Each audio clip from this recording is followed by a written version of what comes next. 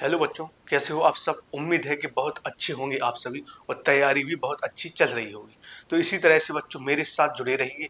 मैं आपको यह विश्वास दिलाना चाहता हूं कि परीक्षा तक आप लोग मुझसे ऐसे ही जुड़े रहिए तो आपकी जो तैयारी है वो बहुत अच्छे लेवल की हो जाएगी और आप बहुत अच्छे मार्क्स परीक्षा में लाएंगे। तो चलिए बच्चों शुरू करते हैं आज की क्लास को। और अब जो प्रश्नावली है वो प्रश्नावली 3G शुरू होने वाली है और यह प्रश्नावली भी इबारती प्रश्नावली है और इसमें भी भाषा वाले सवाल हैं। अब इसमें जो भाषा वाले सवाल हैं वो अब और कठिन होंगे। तो शुरू करते हैं बच्चों क्लास को। तो पहले सवाल से क्लास की शुरुआत होगी। तो पहला सवाल क्या है उसको हम बच्चों पढ़ते हैं। तो इसमें जो पहला सवाल है वो दिया गया है कि ए और बी की मासिक आय का अनुपात 9:7 है। तो ए और बी जो है उनकी मासिक आय का अनुपात दिया गया है 9:7। फिर आगे दिया गया है और उनके मासिक व्यय का अनुपात 4:3 है और उनको व्यय दिया गया है। आय का मतलब होता है बच्चों कोई व्यक्ति कितना कमाता है, उसकी आय इनकम उसी को कहते हैं, वो कितना कमा रहा है। और मासिक व्यय, मासिक आय का मतलब एक महीने में कितना कमा रहा है और मासिक व्यय इसका मतलब वह एक महीने में कितना खर्च कर रहा है। तो एक आय तो यह हो गई कि वह कितना कमाता है और व्यय और कितना खर्च करता है। और इसके बाद होती है बचत। तो जितना वो कमाता है और वो कितना खर्च करता है, तो जो उसकी कमाई है उसमें से उसने कितना खर्च किया उसको हम घटा देंगे तो वो हमारी बचत हो जाएगी। जैसे बच्चों कोई 100 रुपया कमाता है तो इसको बोलेंगे हम आय, और 20 रुपया खर्च करता है तो इसको बोलेंगे बच्चों व्यय। अब 100 रुपया कमाता है, 20 रुपया खर्च करता है, तो बचत कितनी हो गई उसकी 80। 100 में से 20 घटाएंगे तो यह हमारी बचत हो जाएगी। तो इस तरह से जो कोई व्यक्ति कमाता है उसको आय बोलते हैं और खर्च करने को व्यय और बचत। तो इसमें बोला गया है ए और बी की मासिक आय का अनुपात 9:7 दिया गया है और उनके व्यय का अनुपात दिया गया है। तो यहाँ पर बच्चों हम मान लेंगे आय का जो अनुपात दिया गया है बच्चों वो 9:7 दिया गया है, ए और बी की आय का अनुपात। तो इसको हम ए की आय मानेंगे सबसे पहले और इसको हम बी की आय, क्योंकि शुरू में ए और बी बोला गया है तो इसको हम ए की आय और इसको बी की आय। जब भी अनुपात में दिया हो तो उसको हम दूसरे तरीके से मानते हैं। तो यहाँ पर हम लिखेंगे माना ए की मासिक आय। तो ए की जो मासिक आय है यहाँ पर 9:7 है तो उसको हम 9x मान लेंगे। इस तरीके से मानते हैं, जब भी हमें संख्या अनुपात में दी जाती तो हम उनको इस तरीके से मानते हैं। तो यह तो हो गई ए की मासिक आय। अब मानेंगे, अब हम बी की मासिक आय मानेंगे।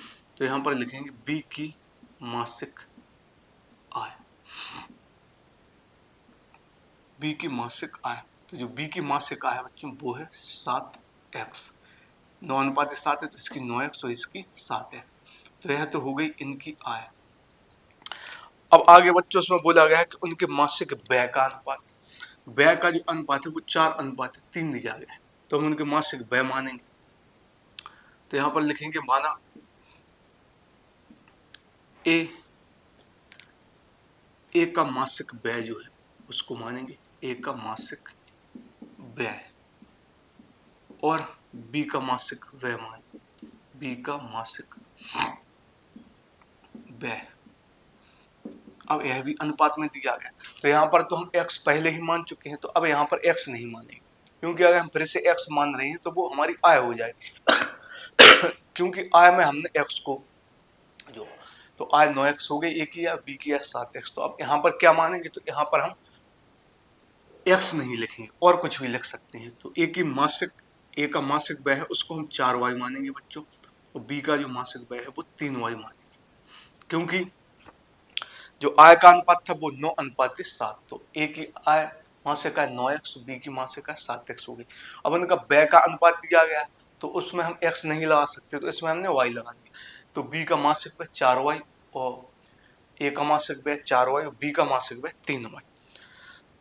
अब हमसे आगे बोला गया है यदि उनमें से प्रत्येक 200 रुपया मासिक बचाता है, प्रत्येक का मतलब ए भी 200 रुपया महीने बचाता है और बी भी 200 रुपया महीने बचाता है, मासिक का मतलब महीना, तो दोनों 200 रुपया बचाते हैं। तो उसको हम समीकरण के रूप में कैसे लिखेंगे, तो यहाँ पर हम सबसे पहले लिखेंगे ए की बचत बराबर, ए की जो बचत हमें दी गई है वो 200 रुपये दी गई है। ए की बचत बराबर 200 रुपये।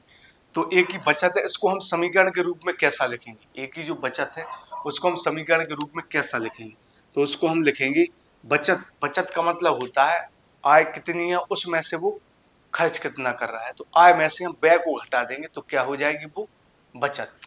तो हमें ए की बचत निकालना है, तो सबसे पहले हम देखेंगे ए की मासिक आय क्या है। तो ए की मासिक आय 9x है और ए का मासिक व्यय 4y है। तो हमें मासिक आय में से मासिक व्यय को घटाना होगा। कितना कमा रहा है उसमें से हमें क्या घटाएंगे? कितना वो खर्च कर रहा है। तो ए की जो आय है वो 9x है, ए की जो आय है वो 9x है और ए का जो व्यय है वो 4y है। तो ए की बचत निकालने के लिए हमें ए के आय में से ए का खर्च घटाना होगा।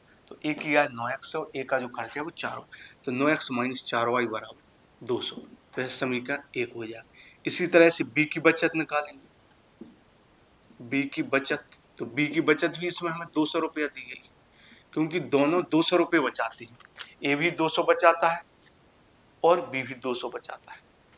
अब बी की बचत कैसे होगी? तो बी जितना कमा रहा है उसमें से बी कितना खर्च करता है उसको हम घटा देंगे। तो कहने का मतलब है बी की आय में से हम बी का व्यय घटा देंगे। तो बी की जो मासिक आय है वो 7x है और इसकी जो मासिक व्यय है वो 3y है।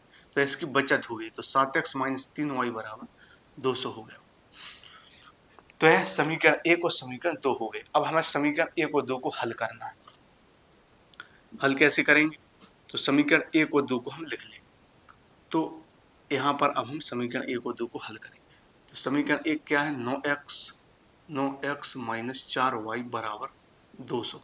यह समीकरण 1 है। 9x माइनस 4y बराबर 200 है समीकरण 1। और दूसरा क्या है? 7x माइनस 3y बराबर 200। यह है हमारा समीकरण 2। तो समीकरण 1 क्या है? 9x माइनस 4y बराबर 200। समीकरण 2 क्या है? 7x माइनस 3y बराबर 200।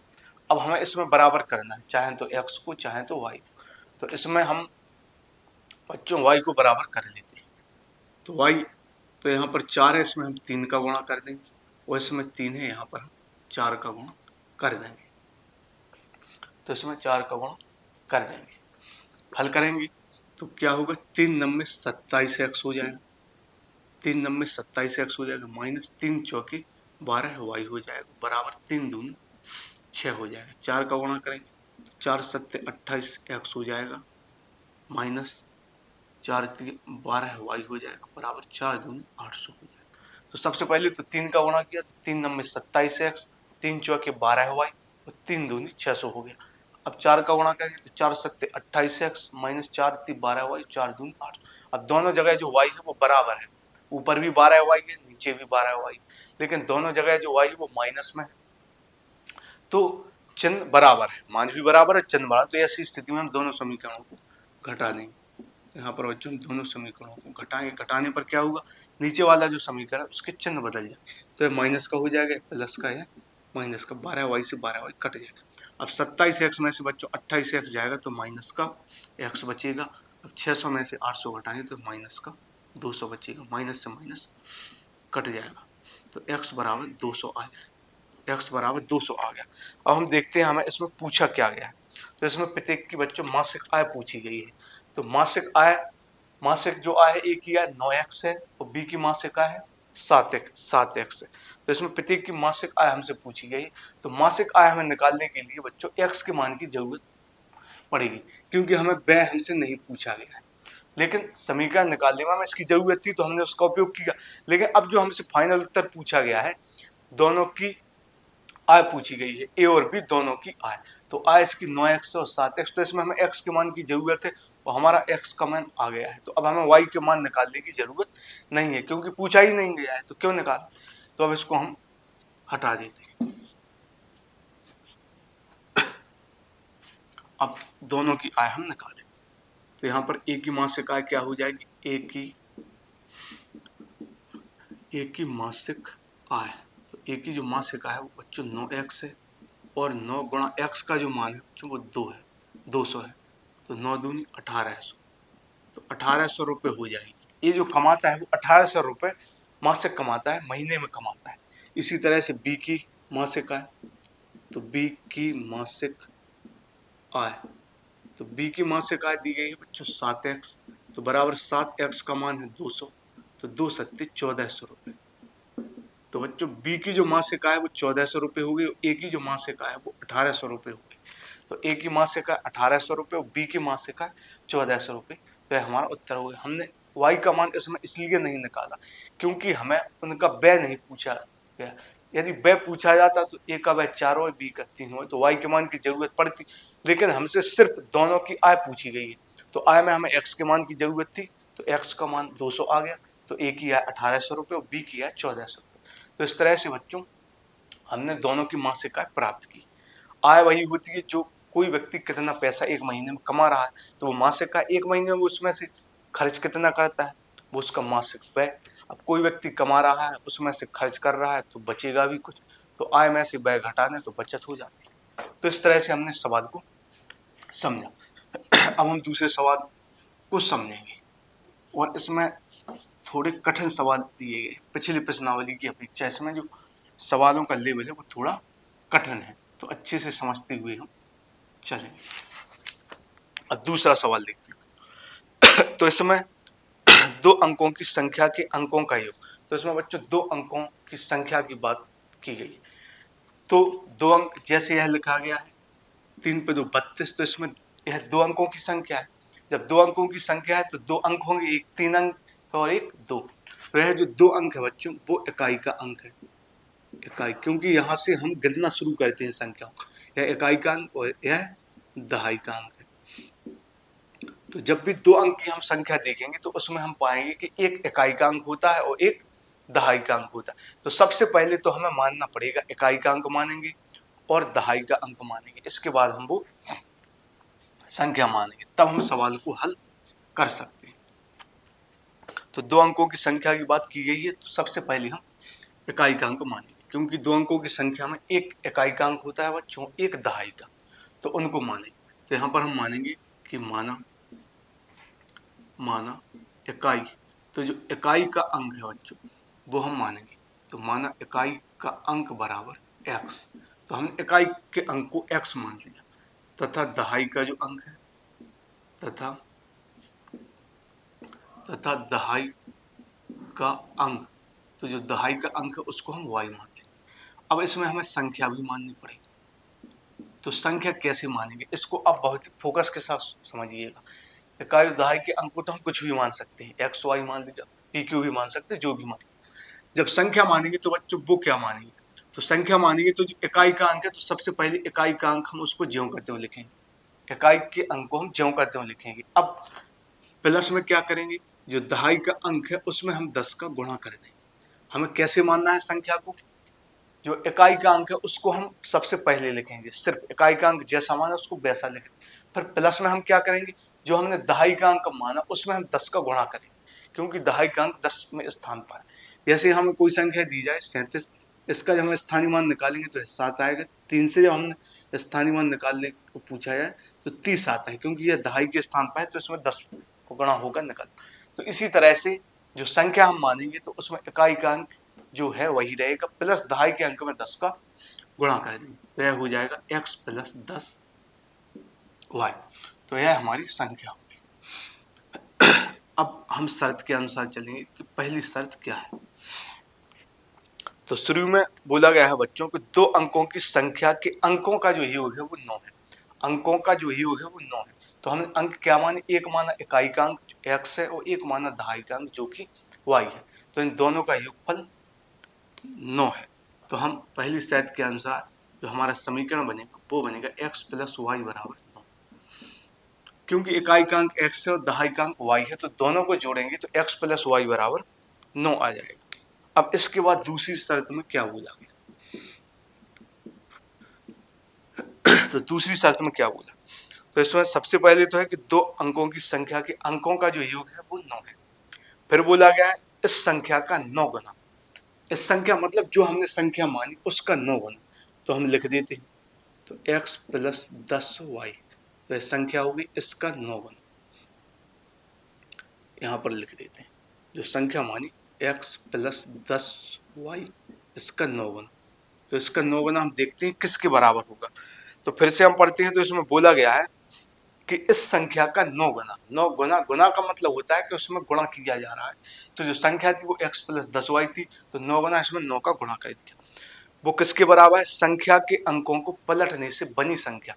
तो सबसे पहले तो यह बोला गया है कि संख्या का 9 गुना, तो जो संख्या थी उसमें हमने 9 का गुणा कर दिया। अब यह किसके बराबर है?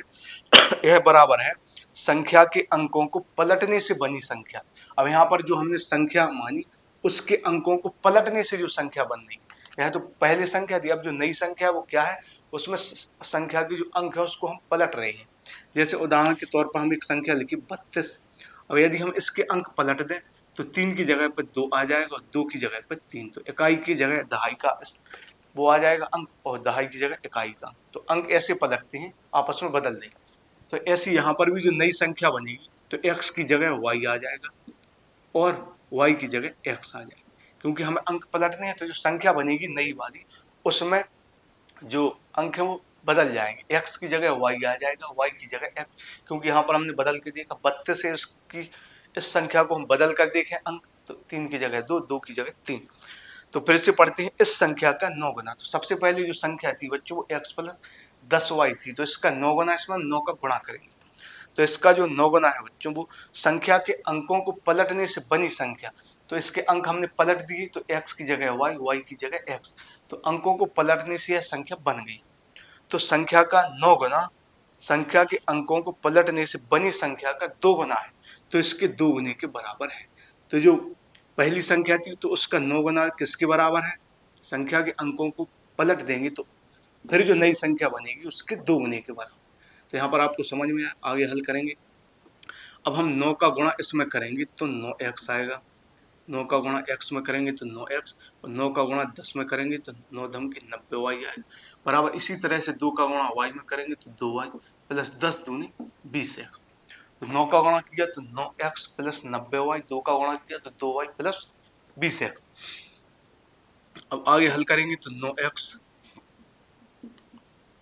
प्लस 90y, और इसको हम पक्षांतर करके इस तरफ ले आएंगे तो यह 2y प्लस का इस तरफ आएगा तो यह 2y माइनस का हो जाएगा। यह 20x इस तरफ आएगा तो यह माइनस का 20x हो जाएगा बराबर जी। अब यहाँ पर यह x तो x है, 9x में से 20x घटेगा क्योंकि यह सजाती पद है। तो 9x में से बच्चों 20x घटेगा तो यह 9x में से 20x घटेगा तो यह माइनस का 11x आएगा, क्योंकि 20 में से 9 गया तो 11, लेकिन यहाँ पर माइनस का 11 आएगा। प्लस 90 में से 2 घटाएंगे तो 88y आएगा और बराबर में 0। अब यहाँ पर बच्चों 11 कॉमन है तो 11 एकम 11 हो जाएगा और 11 अट्ठे 88 बराबर 0 हो जाएगा।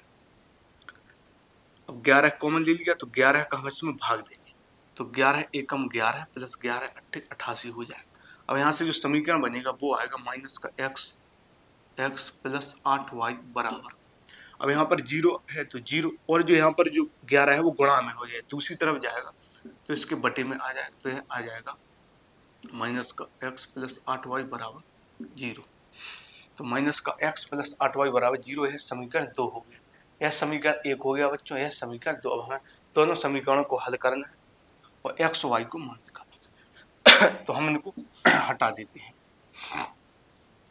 यह तो समीकरण 1 हो गया। और दूसरा समीकरण क्या है? दूसरा जो समीकरण है वो है माइनस एक्स प्लस 8y बराबर 0, यह हमारा समीकरण 2 है। तो माइनस एक्स प्लस 8y बराबर 0।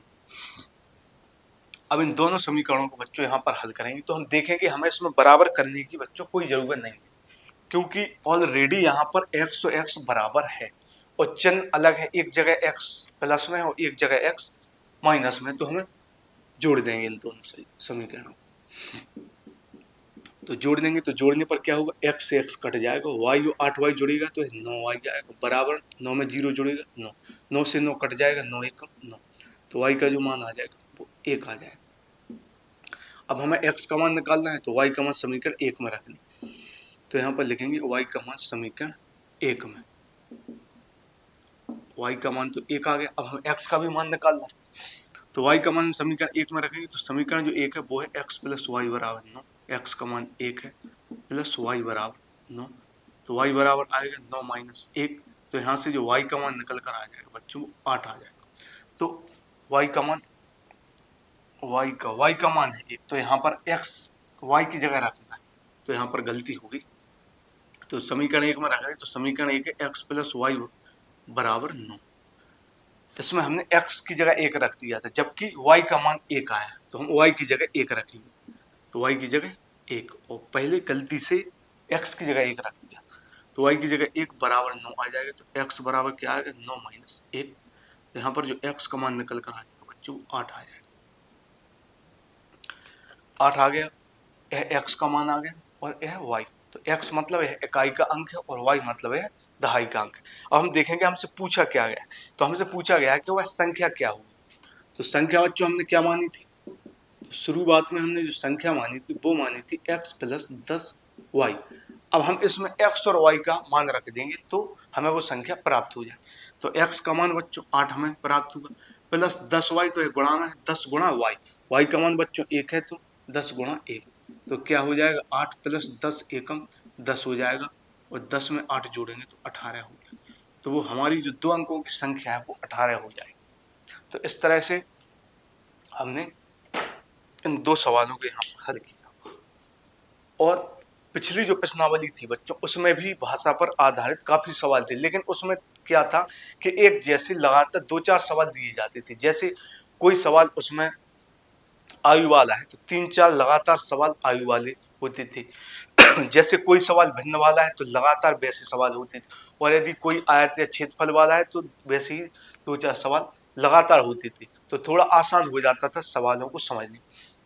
लेकिन बच्चों यहाँ पर क्या होगा, यहाँ पर लगभग हर दूसरा सवाल नया आपको देखने मिले। जैसे पहला जो सवाल था वो था आय और व्यय वाला, और दूसरा जो सवाल था बिल्कुल ही जस्ट इससे अलग है, 2 अंकों की संख्या वाला, और इसके बाद जो सवाल होंगे वो भी सभी अलग होंगे। तो इसमें हम बहुत ही आसानी से समझते हुए चलेंगे और इस प्रश्नावली को कंप्लीट करेंगे। तो इसमें हमें नए नए चैलेंज देखने को मिलेंगे, क्योंकि हर सवाल में एक कोई नया नियम लगेगा। तो हम इस तरह से चलेंगे, एक क्लास में 2 या 3 सवाल से ज़्यादा हम नहीं लगाएं, क्योंकि हमें बहुत बारीक तरीके से उन सवालों को समझना होगा। तो इसी तरह से बच्चों मेरे साथ जुड़े रहिए। क्लास पसंद आई हो तो लाइक कीजिए, कमेंट कीजिए, और जो भी बच्चे चैनल से नए जुड़े हैं तो सब्सक्राइब कीजिए, और इसी तरह से पढ़ते रहिए। तो ठीक है बच्चों, आज के लिए इतना ही, मिलते हैं अगली क्लास में।